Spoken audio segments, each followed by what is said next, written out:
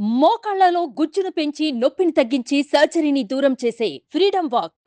Ramoji group సంస్థల అధినేత రామోజీరావు కన్నుమూశారు. ఈ నెల 5న ఆయనకు శ్వాస తీసుకోవడంలో ఇబ్బందులు తలెత్తడంతో హైదరాబాద్లోని స్టార్ హాస్పిటల్లో చేర్చారు. ఆరోగ్య పరిస్థితి విషమించడంతో అక్కడ చికిత్స పొందుతూ ఆయన శనివారం తెల్లవారుజామున తుది శ్వాస విడిచారు. రామోజీ ఫిలిం సిటీలోని నివాసానికి ఆయన పార్థివ దేహాన్ని తరలించనున్నారు. 1936 నవంబర్ 16న కృష్ణా జిల్లా పెదపారుపూడిలో రామోజీరావు జన్మించారు.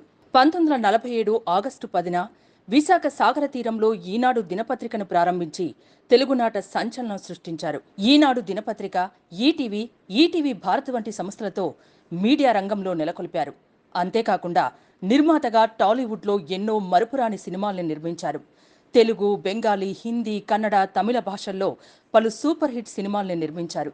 సమాజాన్ని మేల్కొల్పేలా ఆయన సినిమాలు ఉంటాయనే గుర్తింపును పొందారు.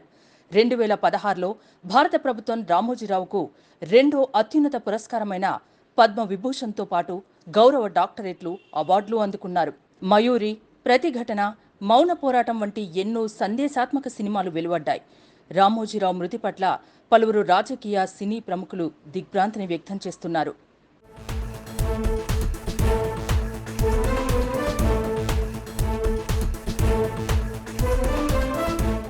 సుమన్ టీవీలో మీ పర్సనల్ అండ్ బిజినెస్ ప్రమోషన్స్ కోసం కింది నెంబర్కి కాంటాక్ట్ చేయండి.